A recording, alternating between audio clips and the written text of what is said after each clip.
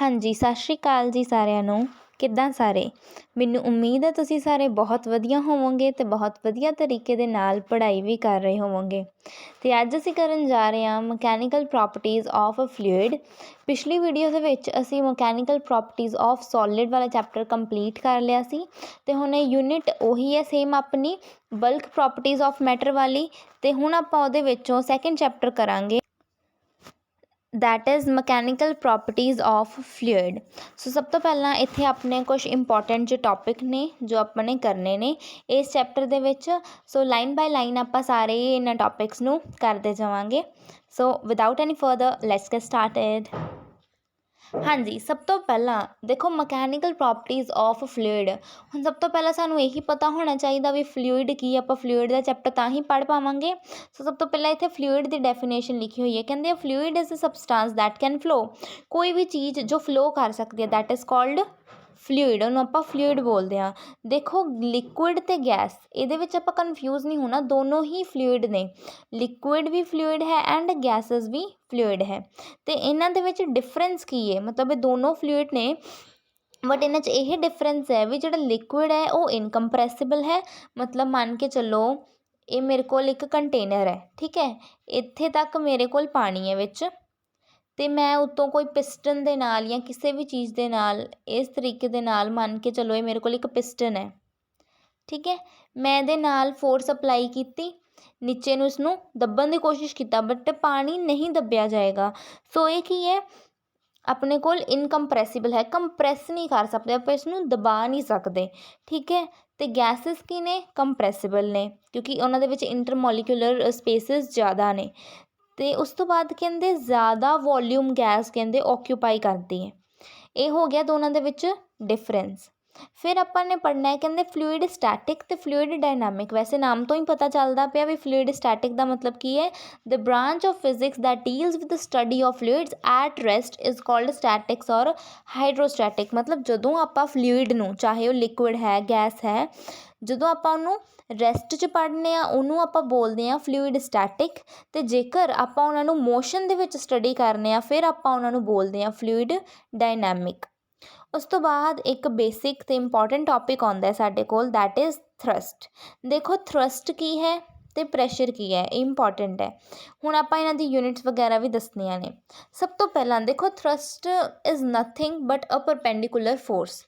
Thirst ਕੁਛ ਵੀ ਨਹੀਂ ਹੈਗਾ, ਇਹ ਕੀ ਹੈ, ਜਿਹੜੀ ਟੋਟਲ ਫੋਰਸ ਐਗਜ਼ਰਟ ਕਰਦਾ ਲਿਕੁਇਡ ਕਿਸੇ ਵੀ ਸਰਫੇਸ 'ਤੇ ਉਹਨੂੰ ਆਪਾਂ ਥਰਸਟ ਬੋਲਦੇ ਹਾਂ, ਠੀਕ ਹੈ। ਜਾਂ ਫਿਰ ਆਪਾਂ ਸਿੰਪਲ ਭਾਸ਼ਾ 'ਚ ਕਹੀਏ ਕਿ ਕੋਈ ਵਾਟਰ ਹੈ ਉਹ ਜੋ ਪਰਪੈਂਡੀਕੂਲਰ ਫੋਰਸ ਅਪਲਾਈ ਕਰਦਾ, ਐਗਜ਼ਰਟ ਕਰਦਾ, ਉਹਨੂੰ ਆਪਾਂ ਬੋਲਦੇ ਹਾਂ ਥਰਸਟ। ਮੰਨ ਕੇ ਚਲੋ ਇਹ ਉਹੀ ਸੇਮ ਕੋਈ ਇੰਨਾ ਪਾਣੀ ਹੈ, ਇੱਥੇ ਮੈਂ ਕੋਈ ਓਬਜੈਕਟ ਰੱਖਿਆ ਹੋਇਆ, ਠੀਕ ਹੈ, ਪਾਣੀ ਇੱਥੇ ਪਰਪੈਂਡੀਕੂਲਰ ਫੋਰਸ ਲਗਾਏਗਾ, ਇਹ ਪਰਪੈਂਡੀਕੂਲਰ ਫੋਰਸ ਨੂੰ ਹੀ ਆਪਾਂ ਕੀ ਬੋਲਦੇ ਹਾਂ, ਥਰਸਟ ਬੋਲਦੇ ਹਾਂ ਜੀ, ਠੀਕ ਹੈ।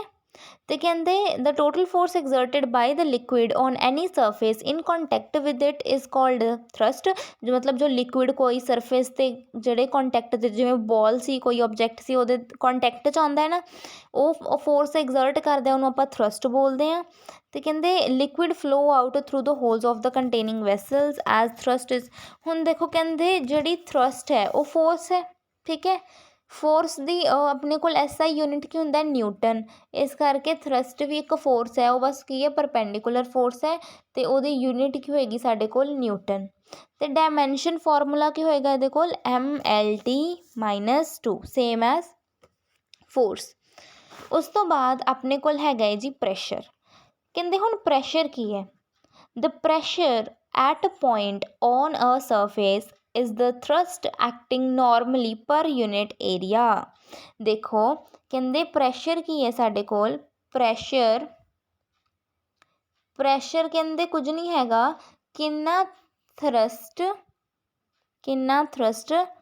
ਅਪਲਾਈ ਹੋਇਆ ਜਾਂ ਐਗਜ਼ਰਟ ਹੋਇਆ, ਐਕਟ ਹੋਇਆ ਕਿੰਨੇ ਏਰੀਆ 'ਚ, ਠੀਕ ਹੈ, ਉਹਨੂੰ ਆਪਾਂ ਕੀ ਬੋਲਦੇ ਹਾਂ, ਪ੍ਰੈਸ਼ਰ ਬੋਲਦੇ ਹਾਂ। ਅਤੇ ਪ੍ਰੈਸ਼ਰ ਦਾ ਫਾਰਮੂਲਾ ਜੋ ਆਪਾਂ ਪੜ੍ਹਦੇ ਹਾਂ that is force upon area. So thrust ਕੀ ਹੈ, ਫੋਰਸ, ਸੋ ਥਰਸਟ ਆ ਜਾਏ ਫੋਰਸ ਆ ਜਾਏ ਇੱਕੋ ਹੀ ਗੱਲ ਹੈ। ਅਤੇ ਕਹਿੰਦੇ the pressure of a point on a surface is called thrust acting normally per unit area around that point. ਮਤਲਬ ਕਿ ਕਿੰਨੇ ਪਰ ਯੂਨਿਟ ਏਰੀਆ ਦੇ ਵਿੱਚ ਕਿੰਨੀ ਫੋਰਸ ਅਪਲਾਈ ਹੁੰਦੀ ਹੈ, ਉਹਨੂੰ ਆਪਾਂ ਬੋਲਦੇ ਹਾਂ ਪ੍ਰੈਸ਼ਰ। ਠੀਕ ਹੈ, ਇਹ ਹੋ ਗਿਆ ਪ੍ਰੈਸ਼ਰ ਦਾ ਫਾਰਮੂਲਾ। ਹੁਣ ਇਹਦੀ ਦੇਖੋ SI ਯੂਨਿਟ ਕੀ ਹੈ ਫੋਰਸ ਦੀ, ਦੇਖੋ F/A। ਫੋਰਸ ਦੀ ਕੀ ਹੈ ਸਾਡੇ ਕੋਲ ਨਿਊਟਨ, ਅਤੇ ਏਰੀਆ ਦੀ ਕੀ ਹੈ ਮੀਟਰ ਸਕੇਅਰ। ਸੋ ਇਹ ਸਕੇਅਰ ਨੀਚੇ ਉੱਪਰ ਜਾ ਕੇ ਮਾਈਨਸ 'ਚ ਹੋ ਜਾਏਗਾ, ਸੋ ਨਿਊਟਨ ਮੀਟਰ ਸਕੇਅਰ ਇਨਵਰਸ। ਇਹ ਸਾਡੇ ਕੋਲ ਇਹਦੀਆਂ ਯੂਨਿਟਸ ਨੇ। ਅਤੇ ਜੋ ਡਾਇਮੈਂਸ਼ਨ ਫਾਰਮੂਲਾ ਹੈ ਉਹ ਕੀ ਹੈਗਾ ਸਾਡੇ ਕੋਲ ml -1 T-2। ਠੀਕ ਹੈ ਜੀ। ਹੁਣ ਦੇਖੋ ਪ੍ਰੈਸ਼ਰ ਇੱਕ ਸਕੇਲਰ ਕੁਆਂਟਿਟੀ ਹੈ, ਆਲਦੋ ਜਿਹੜੀ ਫੋਰਸ ਹੈ ਉਹ ਸਾਡੇ ਕੋਲ ਇੱਕ ਵੈਕਟਰ ਕੁਆਂਟਿਟੀ ਹੈ। ਸਾਨੂੰ ਪਤਾ ਹੋਣਾ ਚਾਹੀਦਾ ਵੀ ਫੋਰਸ ਕਿਹੜੇ ਉਹਦੇ ਵਿੱਚ ਅਪਲਾਈ ਹੋ ਰਹੀ ਹੈ, ਬਟ ਜੋ ਪ੍ਰੈਸ਼ਰ ਹੈ ਉਹ ਇੱਕ ਸਕੇਲਰ ਕੁਆਂਟਿਟੀ ਹੈ। ਠੀਕ ਹੈ ਜੀ, ਉਹ ਕੋਈ ਵੈਕਟਰ ਕੁਆਂਟਿਟੀ ਨਹੀਂ ਹੈਗੀ। ਕਹਿੰਦੇ because fluid pressure at a point in fluid has same magnitude. ਦੇਖੋ ਕਹਿੰਦੇ ਜਿਹੜਾ ਪ੍ਰੈਸ਼ਰ ਹੈ, ਕੋਈ ਫਲੂਇਡ ਮੰਨ ਲਓ, ਕੋਈ ਵੀ ਆਪਣੇ ਕੋਲ ਕੋਈ ਵੀ ਫਲੂਇਡ ਹੈ, ਫਲੂਇਡ 'ਚ ਦੇਖੋ ਆਪਾਂ ਇੱਥੇ ਆਪਾਂ ਪਾਣੀ ਨੂੰ ਲੈ ਕੇ ਚੱਲੀਏ ਜਾਂ ਕਿਸੇ ਵੀ ਲਿਕੁਇਡ ਨੂੰ ਲੈ ਕੇ ਚੱਲੀਏ ਉਹ ਈਜ਼ੀਲੀ ਸਮਝ ਆਉਂਦਾ ਹੈ, ਬਟ ਫਲੂਇਡ ਲਿਖਿਆ ਤਾਂ ਮਤਲਬ ਗੈਸ ਵੀ ਲੈ ਸਕਦੇ ਹਾਂ। ਅਤੇ ਕਹਿੰਦੇ ਪ੍ਰੈਸ਼ਰ ਜਿਹੜਾ ਹੈ ਫਲੂਇਡ ਦੇ ਕਿਸੇ ਵੀ ਪੁਆਇੰਟ 'ਤੇ, ਚਾਹੇ ਉਹ ਇੱਥੇ ਹੈ, ਠੀਕ ਹੈ, ਇੱਥੇ ਹੈ, ਇੱਥੇ ਹੈ, ਉਹ ਸਭ ਦੇ ਲਈ ਪ੍ਰੈਸ਼ਰ ਤਾਂ ਸੇਮ ਹੀ ਹੋਏਗਾ। ਸੋ ਅਗਰ ਪ੍ਰੈਸ਼ਰ ਸੇਮ ਹੈ ਮਤਲਬ ਕਿਸੇ ਵੀ ਡਾਇਰੈਕਸ਼ਨ 'ਚ ਹੋਵੇ, ਇੱਧਰ ਇੱਧਰ ਕਿਸੇ ਵੀ ਸਾਈਡ, ਅਤੇ ਉਹ ਪ੍ਰੈਸ਼ਰ ਸੇਮ ਹੈ, ਇਸ ਕਰਕੇ ਉਹ ਇੱਕ ਸਕੇਲਰ ਕੁਆਂਟਿਟੀ ਹੈ, ਇਹ ਡਾਇਰੈਕਸ਼ਨ ਨਹੀਂ ਸ਼ੋ ਕਰਦਾ। ਠੀਕ ਹੈ ਜੀ। ਉਸ ਤੋਂ ਬਾਅਦ ਆਪਣੇ ਕੋਲ ਹੈਗਾ ਹੈ ਡੈਂਸਿਟੀ। ਦੇਖੋ ਡੈਂਸਿਟੀ ਆਪਾਂ ਨਾਮ ਇਹ ਤਾਂ ਹੈ ਨਹੀਂ ਪਹਿਲੀ ਵਾਰ ਸੁਣ ਰਹੇ ਹਾਂ, ਵਾਰ ਸੁਣਿਆ ਹੋਇਆ ਹੈ। ਸਾਨੂੰ ਪਤਾ ਹੈ ਕਿ density is equal to mass per unit volume, ਬਸ ਇਹੀ ਇਹਦੀ ਡੈਫੀਨੇਸ਼ਨ ਹੈ। ਠੀਕ ਹੈ, the density of any material is defined as its mass per unit volume. ਠੀਕ ਹੈ ਜੀ। ਹੁਣ ਕਹਿੰਦੇ ਡੈਂਸਿਟੀ ਨੂੰ ਆਪਾਂ ਰੋ ਦੇ ਨਾਲ ਸ਼ੋ ਕਰਦੇ ਹਾਂ, ਇਹ ਰਿਹਾ ਰੋ ਦਾ ਸਾਈਨ ਇਸ ਤਰੀਕੇ ਦੇ ਨਾਲ। ਠੀਕ ਹੈ, ਇਹ ਰੋ ਦਾ ਸਾਈਨ ਹੈ। ਹੁਣ ਇਹ ਵੀ ਇੱਕ ਕੀ ਹੈ ਸਕੇਲਰ ਕੁਆਂਟਿਟੀ ਹੈ, ਆਪਾਂ ਨੂੰ ਡਾਇਰੈਕਸ਼ਨ ਨਹੀਂ ਦੱਸਦੀ। SI ਯੂਨਿਟ ਕੀ ਹੈ ਦੇਖੋ, ਮਾਸ ਦੀ ਕੀ ਹੈ kg, ਵੋਲਿਊਮ ਦੀ ਕੀ ਹੈ ਮੀਟਰ ਕਿਊਬ, ਸੋ ਇਹ ਕੀ ਆ ਜਾਏਗਾ kg ਮੀਟਰ ਕਿਊਬ ਇਨਵਰਸ। ਉਸ ਤੋਂ ਬਾਅਦ ਡਾਇਮੈਂਸ਼ਨਲ ਫਾਰਮੂਲਾ ਕੀ ਹੈ density the, that is ml -3। ਠੀਕ ਹੈ ਜੀ। ਦੇਖੋ ਇਹ ਕਿਵੇਂ ਆਪਾਂ ਨੂੰ ਡਾਇਮੈਂਸ਼ਨ ਫਾਰਮੂਲਾ ਵੈਸੇ ਆਪਾਂ ਕੱਢਣੇ ਸਿੱਖੇ ਹੋਏ ਨੇ। ਦੇਖੋ ਮਾਸ ਆਪਣੇ ਕੋਲ ਕੀ ਹੈ, ਮਾਸ ਅਪੋਨ ਕੀ ਹੈ ਵੋਲਿਊਮ। ਦੇਖੋ ਮਾਸ ਦਾ ਕੀ ਹੁੰਦਾ ਆਪਣੇ ਕੋਲ kg, ਠੀਕ ਹੈ, m ਆ ਗਿਆ ਮਾਸ ਦਾ, ਅਤੇ ਵੋਲਿਊਮ ਆਪਾਂ ਕਾਹਦੇ 'ਚ ਮਾਪਦੇ ਹਾਂ ਲੈਂਥ ਦੇ ਵਿੱਚ, ਕਿਉਂਕਿ ਉਹ ਮੀਟਰ 'ਚ ਹੋਏਗੀ ਜਾਂ ਸੈਂਟੀਮੀਟਰ 'ਚ ਹੋਏਗੀ। ਕਿੰਨਾ ਹੁੰਦਾ ਹੈ ਕਿਊਬ, ਸੋ ਇਹ ਕਿੰਨਾ ਹੈਗਾ ml -3। ਇਹ ਇਹਦੀਆਂ ਡਾਇਮੈਂਸ਼ਨਸ ਨੇ। ਠੀਕ ਹੈ ਜੀ। ਫਿਰ ਕਹਿੰਦੇ what do you mean by specific gravity or relative density of a substance. ਇਹ ਇੰਪੋਰਟੈਂਟ ਹੈ ਟੋਪਿਕ। ਦੇਖੋ ਉਹਨਾਂ ਨੇ ਪੁੱਛਿਆ, ਕਹਿੰਦੇ ਸਪੈਸੀਫਿਕ ਗ੍ਰੈਵਿਟੀ ਜਾਂ ਰਿਲੇਟਿਵ ਡੈਂਸਿਟੀ ਕੀ ਹੈ। ਚਾਹੇ ਸਪੈਸੀਫਿਕ ਗ੍ਰੈਵਿਟੀ ਹੋਵੇ ਜਾਂ ਰਿਲੇਟਿਵ ਡੈਂਸਿਟੀ ਹੋਵੇ,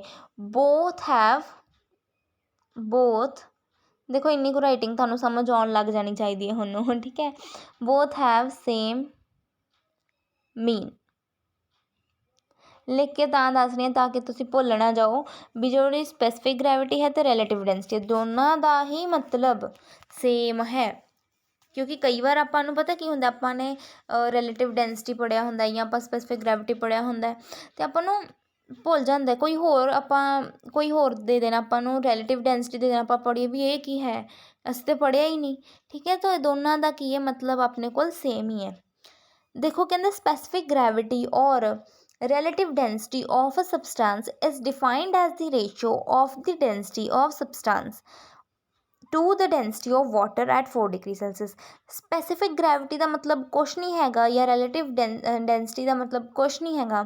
ਇਹ ਜਸਟ ਕੀ ਹੈ ਵੀ ਡੈਂਸਿਟੀ ਹੈ ਸਬਸਟੈਂਸ ਦੀ, ਡੈਂਸਿਟੀ ਆਪਾਂ ਨੂੰ ਪਤਾ ਕਰਨੀ ਆਉਂਦੀ ਹੈ, ਅਤੇ ਕਹਿੰਦੇ ਡੈਂਸਿਟੀ ਹੈ ਸਬਸਟੈਂਸ ਦੀ, ਬਸ ਆਪਾਂ ਇਸ ਡੈਂਸਿਟੀ ਨੂੰ ਕੀ ਕਰਨਾ ਹੈ ਡਿਵਾਈਡ ਕਰ ਦੇਣਾ ਹੈ ਡੈਂਸਿਟੀ ਆਫ ਵਾਟਰ ਦੇ ਨਾਲ।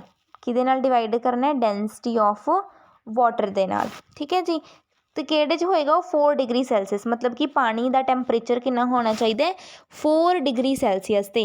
ਬਸ ਕੁਛ ਨਹੀਂ ਹੈਗਾ ਇਹਦੇ ਵਿੱਚ, ਜਿਹੜੀ ਡੈਂਸਿਟੀ ਹੈ ਸਬਸਟੈਂਸ ਦੀ divided by density of water at 4 degree Celsius.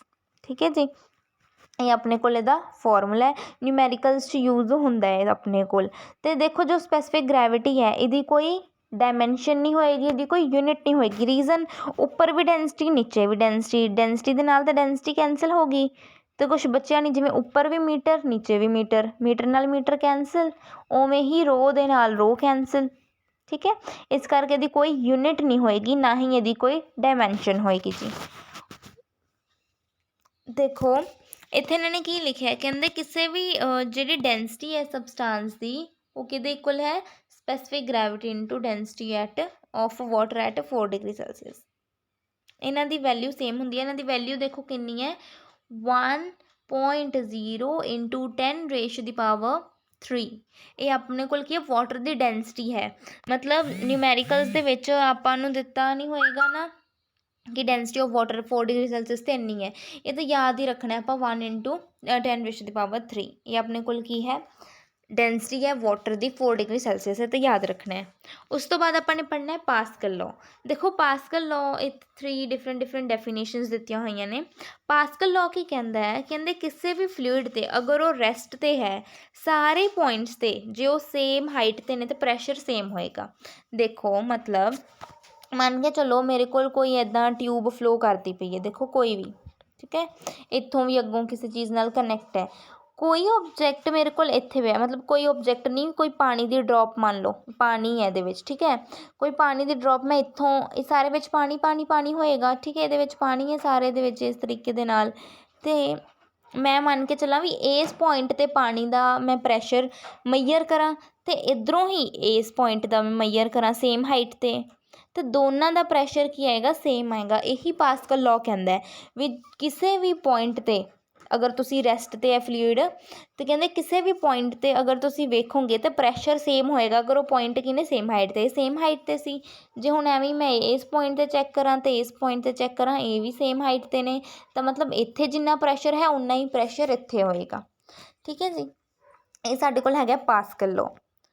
ਹੁਣ ਆਪਾਂ ਕੀ ਪੜ੍ਹਨਾ, ਦੇਖੋ ਪ੍ਰੈਸ਼ਰ ਐਗਜ਼ਰਟਿਡ ਬਾਏ ਅ ਲਿਕੁਇਡ ਕੋਲਮ, ਮਤਲਬ ਪ੍ਰੈਸ਼ਰ ਕਿੰਨਾ ਐਗਜ਼ਰਟ ਕਰਦਾ ਕੋਈ ਵੀ ਲਿਕੁਇਡ ਕੋਲਮ, ਕਿੰਨਾ ਉਹਦੇ 'ਤੇ ਪ੍ਰੈਸ਼ਰ ਹੋਏਗਾ। ਆਪਾਂ ਜਸਟ ਉਹਦਾ ਫਾਰਮੂਲਾ ਮਤਲਬ ਡਿਰਾਈਵ ਕਰਨਾ ਹੈ। ਦੇਖੋ ਇਹ ਆਪਣੇ ਕੋਲ ਇੱਕ ਡਾਇਗਰਾਮ ਹੈ, ਅਗਰ ਕਲੀਅਰ ਨਾ ਹੋਏ ਤਾਂ ਦੇਖੋ ਆ ਸੀ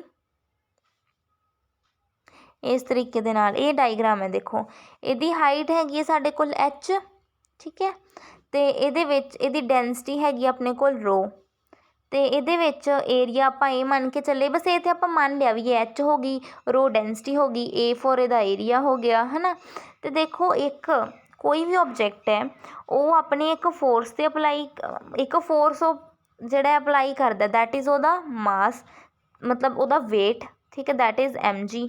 ਇੱਕ ਵੇਟ ਫੋਰਸ ਹਮੇਸ਼ਾ ਲੱਗਦੀ ਹੈ ਡਾਊਨਵਰਡਸ ਹਰ ਇੱਕ ਓਬਜੈਕਟ 'ਤੇ, ਉਹ ਕੀ ਹੁੰਦਾ ਉਸ ਓਬਜੈਕਟ ਦਾ ਵੇਟ। ਇਸ ਤਰੀਕੇ ਦੇ ਨਾਲ ਆਪਣੇ ਕੋਲ ਡਾਇਗਰਾਮ ਹੈ, ਡਾਇਗਰਾਮ ਆਪਾਂ ਬਣਾ ਲੈਣੀ ਹੈ, ਡੈਰੀਵੇਸ਼ਨ ਹੈ ਇਹ ਛੋਟੀ ਜਿਹੀ ਹੈ, ਇੰਪੋਰਟੈਂਟ ਜਿਹੀ ਹੈ। ਦੇਖੋ ਕਹਿੰਦੇ pressure exerted by liquid column, pressure exert ਕੀਤਾ ਕੋਈ ਲਿਕੁਇਡ ਕੋਲਮ ਨੇ। ਪ੍ਰੈਸ਼ਰ ਦਾ ਫਾਰਮੂਲਾ ਸਾਨੂੰ ਪਤਾ ਹੈ ਕਿੰਨਾ ਹੁੰਦਾ ਹੈ ਜੀ, ਫੋਰਸ ਅਪੋਨ ਏਰੀਆ, ਲਿਖ ਲਿਆ। ਉਸ ਤੋਂ ਬਾਅਦ ਫੋਰਸ ਦਾ ਫਾਰਮੂਲਾ ਦੇਖੋ, ਫੋਰਸ ਆਪਾਂ ਨੇ ਪੜ੍ਹਿਆ ਕੀ ਹੁੰਦੀ ਹੈ, mg, ਫੋਰਸ mg ਹੁੰਦੀ ਹੈ ਨਾ, ਸੋ ਆਪਾਂ ਇੱਥੇ ਲਿਖ ਲਿਆ mg, ਮਾਸ ਇੰਟੂ ਐਕਸਲਰੇਸ਼ਨ, ਐਕਸਲਰੇਸ਼ਨ ਕੀ ਹੈ g ਦੇ ਇਕੁਅਲ ਹੈ, ਸੋ mg ਅਪੋਨ ਏਰੀਆ ਕਿੰਨਾ ਹੋ ਗਿਆ ਆਪਣੇ ਕੋਲ a, ਠੀਕ ਹੈ। ਇਹ ਸਾਰਾ ਇੱਥੇ ਲਿਖਿਆ ਹੋਇਆ ਹੈ, force upon area, force upon area, force ਹੈਗੀ ਸਾਡੇ ਕੋਲ mg ਅਪੋਨ a, ਠੀਕ ਹੈ। ਹੁਣ ਦੇਖੋ ਜੋ ਮਾਸ ਹੈ, ਮਾਸ ਕਿਹਦੇ ਇਕੁਅਲ ਹੁੰਦਾ ਹੈ, ਸਾਨੂੰ ਪਤਾ density is equal to mass upon volume. So density ਅਤੇ ਵੋਲਿਊਮ ਨੂੰ ਜਦੋਂ ਅਸੀਂ ਮਲਟੀਪਲਾਈ ਕਰਾਂਗੇ ਤਾਂ ਕੀ ਆ ਜਾਏਗਾ ਸਾਡੇ ਕੋਲ mass, so density into volume is equal to mass. ਇੱਥੇ ਹੀ ਫਿਰ ਆਪਾਂ ਕੀ ਕੀਤਾ, ਆਪਣੇ ਕੋਲ ਇੱਥੇ mg ਸੀ ਅਤੇ m ਦੀ ਜਗ੍ਹਾ ਅਸੀਂ ਭਰਤਾ ਡੈਂਸਿਟੀ ਇਨਟੂ ਵੋਲਿਊਮ, g ਦਾ g ਐਵੇਂ ਹੀ ਰਹਿ ਗਿਆ, a ਵੀ ਐਵੇਂ ਹੀ ਰਹਿ ਗਿਆ। ਦੇਖੋ ਹੁਣ ਆਪਾਂ ਕੀ ਕਰਨਾ ਹੈ, ਡੈਂਸਿਟੀ ਰੋ ਹੋ ਗਿਆ, ਡੈਂਸਿਟੀ ਦਾ ਸਾਈਨ ਰੋ, ਵੋਲਿਊਮ ਹੋ ਗਈ v, g ਤਾਂ ਪਹਿਲਾਂ ਹੀ ਸੀ, ਨੀਚੇ a। ਵੋਲਿਊਮ ਹੁਣ ਦੇਖੋ ਕਿਹਦੇ ਬਰਾਬਰ ਹੁੰਦੀ ਹੈ, ਵੋਲਿਊਮ ਸਾਨੂੰ ਪਤਾ ਹੈ ਵੋਲਿਊਮ ਕੀ ਹੁੰਦੀ ਹੈ, ਮੀਟਰ ਕਿਊਬ, ਮਤਲਬ 3 ਵਾਰ, ਮਤਲਬ length into breadth into height, metre metre metre, metre cube ਹੋ ਗਿਆ। ਸੋ ਮਤਲਬ ਆਪਾਂ ਨੂੰ 3 ਲੈਂਥਸ ਚਾਹੀਦੀਆਂ ਨੇ, ਕੀ ਚਾਹੀਦੀਆਂ ਨੇ, 3 ਲੈਂਥ। ਹੁਣ ਦੇਖੋ ਅਗਰ ਆਪਾਂ ਜਿਹੜੀ ਸਾਡੇ ਕੋਲ ਵੋਲਿਊਮ ਹੈ, ਵੋਲਿਊਮ ਨੂੰ ਆਪਾਂ ਕੀ ਲਿਖ ਦਈਏ, ਏਰੀਆ ਇੰਟੂ ਹਾਈਟ, ਕਿਉਂਕਿ ਦੇਖੋ ਏਰੀਆ ਕੁਛ ਨਾ ਕੁਛ ਤਾਂ ਹੋਏਗਾ ਹੀ ਉਸ ਸਬਜੈਕਟ ਦਾ। ਅਤੇ ਉਸ ਤੋਂ ਬਾਅਦ ਆਪਾਂ ਨਾਲ ਇੱਕ ਜਿਹੜੀ ਆਪਾਂ ਹਾਈਟ ਮਈਅਰ ਕੀਤੀ ਸੀ ਹੁਣ ਉਸ ਸਬਜੈਕਟ ਦੀ, ਉਹ ਮਲਟੀਪਲਾਈ ਕਰ ਦਈਏ, ਮਤਲਬ ਇੱਕ ਅੱਧਾ ਫਾਰਮੂਲਾ ਵੋਲਿਊਮ ਦਾ ਲਗਾ ਦਈਏ। ਪਹਿਲਾਂ ਕੀ ਕੀਤਾ, ਪ੍ਰੈਸ਼ਰ ਦਾ ਫਾਰਮੂਲਾ ਲਗਾਇਆ, ਫਿਰ ਫੋਰਸ ਦਾ ਲਗਾਤਾ, ਫਿਰ ਉਸ ਫੋਰਸ 'ਚੋਂ ਵੀ ਅੱਗੇ ਛੋਟਾ ਹਿੱਸਾ ਉਹਦਾ ਮਾਸ ਦਾ ਫਾਰਮੂਲਾ ਲਗਾਇਆ, ਫਿਰ ਉਸ ਦੇ ਵਿੱਚੋਂ ਵੀ ਆਪਾਂ ਵੋਲੀਅਮ ਦਾ ਫਾਰਮੂਲਾ ਲਗਾਤਾ, ਏਰੀਆ ਇਨਟੂ ਹਾਈਟ। ਠੀਕ ਹੈ, ਹੁਣ ਕਿਉਂਕਿ ਦੇਖੋ ਏਰੀਆ ਹੁੰਦਾ ਮੀਟਰ ਸਕੁਏਅਰ, ਹਾਈਟ ਆ ਗਈ ਮੀਟਰ, ਤਾਂ ਪਲੱਸ ਕੀਤਾ ਕਿੰਨਾ ਆ ਗਿਆ, ਮਲਟੀਪਲਾਈ ਕੀਤਾ ਮੀਟਰ ਕਿਊਬ ਆ ਗਿਆ। ਠੀਕ ਹੈ ਜੀ, ਇਸ ਤਰੀਕੇ ਦੇ ਨਾਲ ਫਿਰ ਉਹਦੇ 'ਚੋਂ ਆਪਾਂ ਵੋਲੀਅਮ ਦੀ ਵੀ ਵੈਲਿਊ ਭਰੀ। ਕੀ ਆ ਗਿਆ ਸਾਡੇ ਕੋਲ, ਡੈਂਸਿਟੀ ਦੀ ਡੈਂਸਿਟੀ ਐਵੇਂ ਹੀ ਰਹਿ ਗਈ, ਵੋਲੀਅਮ ਦੀ ਜਗ੍ਹਾ ਕੀ ਆ ਗਿਆ, AH, ਏਰੀਆ ਇਨਟੂ ਹਾਈਟ, ਅਤੇ ਜੀ ਦਾ ਜੀ ਐਵੇਂ ਹੀ ਆ ਗਿਆ। ਨੀਚੇ ਸੀ ਸਾਡੇ ਕੋਲ ਏਰੀਆ ਨਾਲ ਏਰੀਆ ਕੈਂਸਲ, ਕੀ ਬਚ ਗਿਆ, ρHg।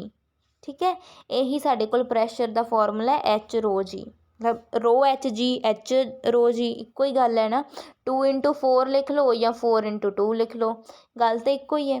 ਸੋ ਕਹਿੰਦੇ HρG ਆਪਣੇ ਕੋਲ ਹੈ ਪ੍ਰੈਸ਼ਰ ਦਾ formula, and this is very important. ਠੀਕ ਹੈ, ਇਹ ਸਾਡੇ ਕੋਲ ਪ੍ਰੈਸ਼ਰ ਦਾ ਫਾਰਮੂਲਾ ਬਹੁਤ ਈਜ਼ੀ ਸੀ। ਠੀਕ ਹੈ, ਇਹ ਹਾਈਟ 'ਤੇ ਹੀ ਡਿਪੈਂਡ ਕਰਦਾ ਹੈ, ਕਿਉਂਕਿ ਦੇਖੋ ਜੋ ਡੈਂਸਿਟੀ ਹੈ, ਡੈਂਸਿਟੀ ਵੀ ਨਹੀਂ ਚੇਂਜ ਹੋਣੀ ਆਪਣੀ, ਅਤੇ ਉਹ ਵੀ ਆਪਣੇ ਕੋਲ ਜੋ ਜੀ ਹੈ ਉਹ ਵੀ ਸੇਮ ਹੀ ਹੋਏਗਾ ਕਿਸੇ ਓਬਜੈਕਟ ਦੇ ਲਈ। ਸੋ ਉਹਦੀ ਹਾਈਟ 'ਤੇ ਡਿਪੈਂਡ ਕਰਦਾ ਪ੍ਰੈਸ਼ਰ ਕਿ ਉਹ ਕਿੰਨੀ ਹਾਈਟ 'ਤੇ ਹੈ। ਇਸੇ ਲਈ ਪਾਸਕਲ ਲਾਅ 'ਚ ਉਹਨੇ ਕਿਹਾ ਸੀ ਅਗਰ ਉਹ ਸੇਮ ਹਾਈਟ 'ਤੇ ਹੋਣਗੇ, ਕਿਉਂਕਿ ਮੰਨ ਕੇ ਚਲੋ ਇਹ ਮੇਰੇ ਕੋਲ ਮੰਨ ਕੇ ਚਲੋ ਇਹ ਟਿਊਬ ਹੈ। ਠੀਕ ਹੈ, ਇਹਦੇ ਵਿੱਚ ਆਪਣੇ ਕੋਲ ਪਾਣੀ ਹੈ। ਠੀਕ ਹੈ, ਆਪਣੇ ਕੋਲ ਸਾਰਾ ਕੀ ਹੈ, ਪਾਣੀ ਭਰਿਆ ਹੋਇਆ ਹੈ, ਇਹ ਪਾਣੀ ਹੈ ਕਿਸੇ ਵੀ ਟਿਊਬ ਦੇ ਵਿੱਚ। ਠੀਕ ਹੈ, ਹੁਣ ਦੇਖੋ ਅਗਰ ਉਹ ਹਾਈਟ 'ਤੇ, ਮੈਂ ਕਿਵੇਂ ਕਿਹਾ ਵੀ ਹਾਈਟ 'ਤੇ ਡਿਪੈਂਡ ਕਰੇਗੀ, ਕਿਉਂਕਿ ਦੇਖੋ ਇੱਥੇ ਵੀ ਆਹੀ ਪਾਣੀ ਹੈ ਨਾ, ਅਤੇ ਇੱਥੇ ਵੀ ਆਹੀ ਪਾਣੀ ਹੈ, ਪਾਣੀ ਤਾਂ ਇੱਕੋ ਹੀ ਹੈ ਨਾ, ਅਤੇ ਮਤਲਬ ਵੀ ਪਾਣੀ ਜੇ ਇੱਕੋ ਹੀ ਹੈ ਅਤੇ ਪਾਣੀ ਦੀ ਡੈਂਸਿਟੀ ਤਾਂ ਸੇਮ ਹੀ ਹੈ, ਅਤੇ ਡੈਂਸਿਟੀ ਕਿੰਨੀ ਹੁੰਦੀ ਉਹਦੀ 1.0 × 10⁻³ ਸੋ ਪਾਣੀ ਚਾਹੇ ਇੱਥੇ ਵੇ ਕਿਤੇ ਵੀ ਹੈ। ਠੀਕ ਹੈ, ਉਹਦੀ ਡੈਂਸਿਟੀ ਇੰਨੀ ਹੀ ਰਹੇਗੀ। ਅਤੇ ਡੈਂਸਿਟੀ ਉਸ ਤੋਂ ਬਾਅਦ ਹੈਗਾ ਆਪਣੇ ਕੋਲ ਜੀ ਦੀ ਵੈਲਿਊ ਤਾਂ ਸਾਰੇ ਆਬਜੈਕਟਸ ਲਈ ਫਿਕਸ ਹੀ ਹੈ, 9.8 ਜਾਂ 10 ਆਪਾਂ ਅਪਰੋਕਸੀਮੇਟਲੀ ਲਗਾ ਸਕਦੇ ਹਾਂ। ਸੋ ਹਾਈਟ 'ਤੇ ਡਿਪੈਂਡ ਕਰੇਗਾ ਕਿ ਜਿੰਨੀ ਹਾਈਟ 'ਤੇ ਹੈ ਪੁਆਇੰਟ, ਉਸ ਹਿਸਾਬ ਦੇ ਨਾਲ ਉਹਦਾ ਪ੍ਰੈਸ਼ਰ ਹੋਏਗਾ। ਠੀਕ ਹੈ, ਇਹੀ ਪਾਸਕਲ ਲਾਅ 'ਚ ਅਸੀਂ ਸਮਝਿਆ ਸੀ, ਬਸ ਇਹੀ ਅਸੀਂ ਪ੍ਰੂਫ ਕਰਤਾ ਵੀ ਹਾਈਟ 'ਤੇ ਡਿਪੈਂਡ ਕਰੇਗਾ। ਠੀਕ ਹੈ ਜੀ, ਉਸ ਤੋਂ ਬਾਅਦ ਆਪਾਂ ਇੱਕ ਹੋਰ ਪੜ੍ਹਨਾ, ਦੈਟ ਇਜ਼ ਕਹਿੰਦੇ effect of gravity on fluid pressure. ਹੁਣ ਆਪਾਂ ਨੂੰ ਪਤਾ ਚੱਲ ਗਿਆ ਕਿ ਫਲੂਇਡ ਦਾ ਜਿਹੜਾ ਮਤਲਬ ਜੋ ਪ੍ਰੈਸ਼ਰ ਹੈਗਾ ਫਲੂਇਡ ਦਾ ਉਹ HρG ਦੇ ਬਰਾਬਰ ਹੁੰਦਾ। ਹੁਣ ਆਪਾਂ ਵੇਖਣਾ ਵੀ ਕਿ ਗ੍ਰੈਵਿਟੀ ਦਾ ਜਿਹੜਾ ਉਹਦੇ 'ਤੇ ਇਫੈਕਟ ਪੈ ਰਿਹਾ ਉਹ ਕਿੰਨਾ ਕੁ ਹੈ, ਜਾਂ ਕੀ ਉਹਦੇ ਨਾਲ ਆਪਣੇ ਕੋਲ ਵੈਲਿਊ 'ਚ ਕੀ ਚੇਂਜ ਆਉਂਦਾ ਹੈ। ਠੀਕ ਹੈ, ਉਹ ਸਾਰਾ ਆਪਾਂ ਕਰਨਾ। ਹੁਣ ਕਹਿੰਦੇ effect of gravity liquid pressure 'ਤੇ ਕੀ ਕਹਿੰਦਾ ਹੈ, ਕਹਿੰਦੇ ਤੇ ਲਿਕੁਇਡ ਇੱਥੇ ਆਪਾਂ ਪੜ੍ਹ ਰਹੇ ਹਾਂ। ਠੀਕ ਹੈ, ਕਹਿੰਦੇ ਇੱਕ ਮਿੰਟ, ਹਾਂਜੀ, the liquid pressure must be same at all points which are at the same depth as otherwise liquid will not be in equilibrium। ਦੇਖੋ ਉਹ ਕੀ ਕਹਿੰਦਾ, ਮੰਨ ਕੇ ਚਲੋ ਇਹ ਆਪਣੇ ਕੋਲ ਡਾਇਗਰਾਮ ਹੈ। ਠੀਕ ਹੈ, ਹਾਈਟ ਹੋ ਗਈ, ਉੱਪਰੋਂ ਕੋਈ ਫੋਰਸ ਅਪਲਾਈ, ਮੰਨ ਕੇ ਚਲੋ ਦੇਖੋ ਇਹ ਆਪਣੇ ਕੋਲ ਸਾਰਾ ਪਾਣੀ ਹੈ, ਮੰਨ ਕੇ ਚਲੋ ਇਹ ਸਮੁੰਦਰ ਹੈ, ਸਮੁੰਦਰ ਦੇ ਵਿੱਚ ਇੰਨੀ ਕੁ ਕੋਈ ਸ਼ੇਪ ਹੈ, ਉਹਦੇ ਵਿੱਚੋਂ ਪਾਣੀ ਉੱਪਰੋਂ ਫੋਰਸ ਲਗਾ ਰਿਹਾ, ਇਹ ਇੱਧਰੋਂ ਇਹਦੀ ਹਾਈਟ ਹੋ ਗਈ, ਨੀਚੋਂ ਵੀ ਪਾਣੀ ਫੋਰਸ ਲਗਾ ਰਿਹਾ, ਅਤੇ ਇੱਕ ਇਹਦਾ ਖੁਦ ਓਬਜੈਕਟ ਦਾ ਜਿਹੜਾ ਸੈਂਟਰ 'ਚੋਂ ਕੀ ਲੱਗਦਾ, ਵੇਟ ਲੱਗਦਾ ਪਿਆ mg। ਠੀਕ ਹੈ, ਹੁਣ ਦੇਖੋ ਕਹਿੰਦੇ ਜਿਹੜਾ ਓਬਜੈਕਟ ਹੈ ਉਹ ਕੀ ਹੋਣਾ ਚਾਹੀਦਾ, ਸੇਮ ਡੈਪਥ 'ਤੇ ਹੋਣਾ ਚਾਹੀਦਾ। ਕਹਿੰਦੇ the liquid pressure must be same at all points are at the same depth. ਜੇ ਉਹ ਕੀ ਹੋਣਗੇ, ਸੇਮ ਡੈਪਥ 'ਤੇ ਹੋਣਗੇ, ਮਤਲਬ ਸਾਰੇ ਪੁਆਇੰਟਸ ਕੀ ਹੋਣਗੇ, ਇਕੁਅਲੀ ਨੀਚੇ ਹੋਣਗੇ, ਇਕੁਅਲ ਹਾਈਟ 'ਤੇ ਹੋਣਗੇ। ਡੈਪਥ ਬਣ ਕੇ ਚਲੋ ਨੀਚੇ ਦੀ ਕਿ ਧਰਤੀ ਵੱਲ ਨੂੰ ਹੋਣਗੇ, ਨੀਚੇ ਹੋਣਗੇ, ਹਾਈਟ ਉੱਪਰ ਨੂੰ ਹੋਣਗੇ, ਜਿੱਧਰ ਮਰਜ਼ੀ ਹੋਣ, ਮਤਲਬ ਹਾਈਟ ਸੇਮ ਹੋਣੀ ਚਾਹੀਦੀ ਹੈ, ਤਾਂ ਹੀ ਕਹਿੰਦੇ ਪ੍ਰੈਸ਼ਰ ਸੇਮ ਹੋਏਗਾ। ਇਹ ਤਾਂ ਆਪਾਂ ਉੱਪਰ ਹੁਣ 2 ਵਾਰ ਪ੍ਰੂਫ ਵੀ ਕਰ ਚੁੱਕੇ ਹਾਂ। ਹੁਣ ਕਹਿੰਦੇ ਇਨ ਇਕੁਇਲੀਬਰੀਅਮ, ਕਹਿੰਦੇ ਇਕੁਇਲੀਬਰੀਅਮ ਦੇ ਵਿੱਚ ਨੈਟ ਫੋਰਸ ਆਫ ਸਿਲੰਡਰ, ਕਹਿੰਦੇ ਇਕੁਇਲੀਬਰੀਅਮ 'ਚ ਆ ਗਿਆ ਜਦੋਂ ਵੀ ਕੋਈ ਓਬਜੈਕਟ, ਉਹਦੇ ਕਹਿੰਦੇ ਫੋਰਸ ਆਪਸ 'ਚ ਕੈਂਸਲ। ਆਪਾਂ ਪੜ੍ਹਿਆ ਨਾ ਵੀ ਜਿਹੜੀ ਅਪਵਰਡ ਫੋਰਸ ਹੁੰਦੀ ਹੈ ਅਤੇ ਡਾਊਨਵਰਡ ਫੋਰਸ, ਕਿਉਂਕਿ ਫੋਰਵਰਡ ਰਿਐਕਸ਼ਨ ਅਤੇ ਬੈਕਵਰਡ ਰਿਐਕਸ਼ਨ ਦੋਨੋਂ ਕੀ ਹੋ ਜਾਂਦੀਆਂ ਨੇ, ਇਕੁਅਲ ਹੋ ਜਾਂਦੀਆਂ ਨੇ। ਸੋ ਇਹਦੇ ਵਿੱਚ ਦੇਖੋ ਫੋਰਵਰਡ ਕੀ ਹੈ, ਉੱਪਰ ਵਾਲੀ, ਅਤੇ ਡਾਊਨਵਰਡ ਕੀ ਹੈ, ਇਹ ਵਾਲੀ। ਠੀਕ ਹੈ, ਕਹਿੰਦੇ ਦੋਨੋਂ ਫੋਰਸਿਸ ਜਦੋਂ ਇਕੁਅਲ ਹੋ ਗਈਆਂ, ਮਤਲਬ ਓਬਜੈਕਟ ਕੀ ਹੈ, ਇਕੁਇਲੀਬਰੀਅਮ 'ਤੇ ਆ ਗਿਆ। ਹੁਣ ਆਪਾਂ ਇੱਥੇ ਇਕੁਇਲੀਬਰੀਅਮ ਲੈ ਕੇ ਚੱਲਣਾ। ਟੋਟਲ ਫੋਰਸ ਦੇਖੋ ਕੀ ਲਿਖਤਾ F1 ਟੋਟਲ ਜਿਹੜੀ ਅਪਵਰਡ ਫੋਰਸ ਦੇਖੋ ਅਪ ਉੱਪਰ ਨੂੰ ਕਿਹੜੀ ਫੋਰਸ ਲੱਗਦੀ ਪਈ ਹੈ F1, ਸੋ ਇੱਥੇ ਲਿਖਤਾ F1। ਨੀਚੇ ਨੂੰ ਕੌਣ ਸੀ ਫੋਰਸ ਲੱਗਦੀ ਪਈ ਹੈ F2 ਐਂਡ mg। ਦੇਖੋ ਆ F2 ਫੋਰਸ ਹੋ ਗਈ ਆਪਣੇ ਕੋਲ F2, ਠੀਕ ਹੈ। ਅਤੇ ਇੱਕ ਇਹਦਾ ਮਾਸ ਜੋ ਇਹਦਾ ਵੇਟ ਹੈ, ਸੋਰੀ ਵੇਟ ਵੀ ਨੀਚੇ ਨੂੰ ਹੀ ਅਪਲਾਈ ਹੋ ਰਿਹਾ।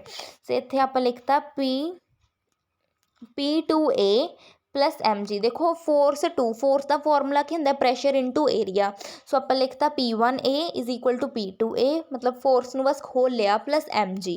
ਉਸ ਤੋਂ ਬਾਅਦ ਦੇਖੋ P1 P2 ਨੂੰ ਐਵੇਂ ਹੀ ਰੱਖਿਆ। ਜੋ ਮਾਸ ਹੈ, ਮਾਸ ਦਾ ਫਾਰਮੂਲਾ ਕੀ ਹੁੰਦਾ ਸੇਮ, ਡੈਂਸਿਟੀ ਇਨਟੂ ਵੋਲਿਊਮ। ਸੋ V ਇਨਟੂ ਰੋ ਲਿਖਤਾ ਅਤੇ ਇਨਟੂ G ਤਾਂ ਸੇਮ ਹੀ ਰਿਹਾ। ਫਿਰ P1A is equal to P2A। ਹੁਣ ਵੋਲਿਊਮ ਨੂੰ ਆਪਾਂ ਜਿਵੇਂ ਪਿਛਲੇ ਕੁਐਸਚਨ 'ਚ ਕੀਤਾ ਸੀ ਏਰੀਆ ਇਨਟੂ ਹਾਈਟ, ਉਵੇਂ ਲਿਖ ਕੇ ਰੋ ਜੀ ਸੇਮ ਰਿਹਾ। ਫਿਰ ਦੇਖੋ ਏਰੀਆ ਇੱਥੇ ਵੀ ਹੈ, ਏਰੀਆ ਇੱਥੇ ਵੀ ਹੈ, ਏਰੀਆ ਇੱਥੇ ਵੀ ਹੈ। ਏਰੀਆ ਕਾਮਨ ਕੱਢ ਲਿਆ, P1 ਬਚ ਗਿਆ, ਇੱਧਰੋਂ P2 ਪਲੱਸ H ਰੋ ਜੀ ਬਚ ਗਿਆ। ਹੁਣ ਦੇਖੋ ਇਹ ਇੱਧਰ ਬਚ ਗਿਆ P1 P2 H ਰੋ ਜੀ। ਜਦੋਂ ਇਸ P1 ਨੂੰ ਅਸੀਂ ਇੱਧਰ ਲੈ ਕੇ ਆਏ ਤਾਂ ਮਾਈਨਸ ਦਾ ਹੋ ਗਿਆ is equal to H rho ਜੀ। ਮਤਲਬ ਕਿ ਪ੍ਰੈਸ਼ਰ ਚੇਂਜ ਹੋ ਰਿਹਾ ਹੈ ਨਾ, ਉਹ ਕਿਹਦੇ ਇਕੁਅਲ ਹੈ H ਰੋ ਜੀ ਦੇ। ਮਤਲਬ ਫਾਰਮੂਲਾ ਉਹੀ ਆਇਆ, ਇਹ ਕੀ ਹੈ ਬਸ ਪ੍ਰੈਸ਼ਰ ਦਾ ਚੇਂਜ ਦੱਸਤਾ। ਹੁਣ ਕਹਿੰਦੇ ਆਪਾਂ ਕੇਸ ਬਣਾ ਸਕਦੇ ਹਾਂ, ਇਹਦੇ ਵਿੱਚ ਦੋ ਕੇਸ ਬਣਨਗੇ। ਕਹਿੰਦੇ ਜੇ ਤਾਂ ਦੋਨੋਂ ਜਿਹੜੇ ਫੇਸਿਸ ਨੇ ਉਹ ਸੇਮ ਹਾਈਟ 'ਤੇ ਹੋਣ, ਦੋਨੋਂ ਫੇਸ ਦੇਖੋ ਕਿਹੜੇ, ਇੱਕ ਤਾਂ ਆਹ ਵਾਲੀ ਚੀਜ਼ ਅਤੇ ਆਹ ਵਾਲੀ ਚੀਜ਼। ਜੇ ਕਹਿੰਦੇ ਦੋਨੋਂ ਸੇਮ ਹਾਈਟ 'ਤੇ ਹੋਣ, ਠੀਕ ਹੈ, ਅਗਰ ਦੋਨੋਂ ਦੇਖੋ ਸੇਮ ਹਾਈਟ 'ਤੇ ਮੰਨ ਕੇ ਚਲੋ ਇਸ ਸਾਈਡ ਦਾ ਇਹ ਬਾਕਸ ਹੋਏਗਾ, ਹਾਈਟ ਤਾਂ ਦੇਖੋ ਦੋਨਾਂ ਦੀ ਸੇਮ ਹੈ, ਇਹ ਸਾਈਡ 'ਤੇ ਤਾਂ ਇਹ ਉੱਪਰ ਹੈ ਇਹ ਨੀਚੇ ਹੈ। ਅਤੇ ਕਹਿੰਦੇ ਅਗਰ ਉਹ ਦੋਨੋਂ ਸੇਮ ਹਾਈਟ 'ਤੇ ਹੋਣਗੇ ਤਾਂ ਹਾਈਟ ਆਪਣੇ ਕੋਲ 0 ਆ ਜਾਏਗੀ। ਦੇਖੋ ਜੈਨੂਇਨ ਜੇ ਆਪਣੇ ਕੋਲ P1 minus P2 is equal to H rho ਜੀ। ਜੇ ਹੁਣ H 0 ਆ ਗਿਆ ਤਾਂ ਇਹਨੂੰ ਜਿਹਦੇ ਨਾਲ ਮਲਟੀਪਲਾਈ ਕਰ ਲਓ 0 ਹੀ ਆਏਗਾ ਨਾ।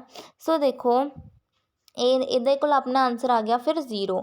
ਜਦੋਂ ਇਹ 0 ਆ ਗਿਆ ਸੋ P2 ਇੱਧਰ ਮਾਈਨਸ ਦਾ, ਦੂਜੀ ਸਾਈਡ ਜਾ ਕੇ ਪਲੱਸ ਦਾ ਹੋ ਜਾਏਗਾ।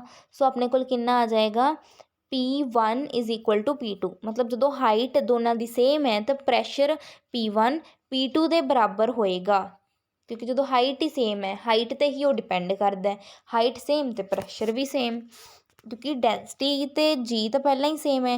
ਕੇਸ 2 ਹੈਗਾ, ਕਹਿੰਦੇ ਜੇ ਅੱਪਰ ਸਰਫੇਸ ਕਈ ਵਾਰ ਓਪਨ ਹੁੰਦਾ। ਦੇਖੋ ਆਹ ਡਾਇਗਰਾਮ ਬਣੀ ਹੋਈ, ਮੈਂ ਪਹਿਲਾਂ ਤੋਂ ਹੀ ਸਾਰੇ ਡਾਇਗਰਾਮਸ ਬਣਾ ਲਈ ਸੀ। ਆਹ ਹੋ ਗਿਆ ਆਪਣੇ ਕੋਲ ਪਾਣੀ।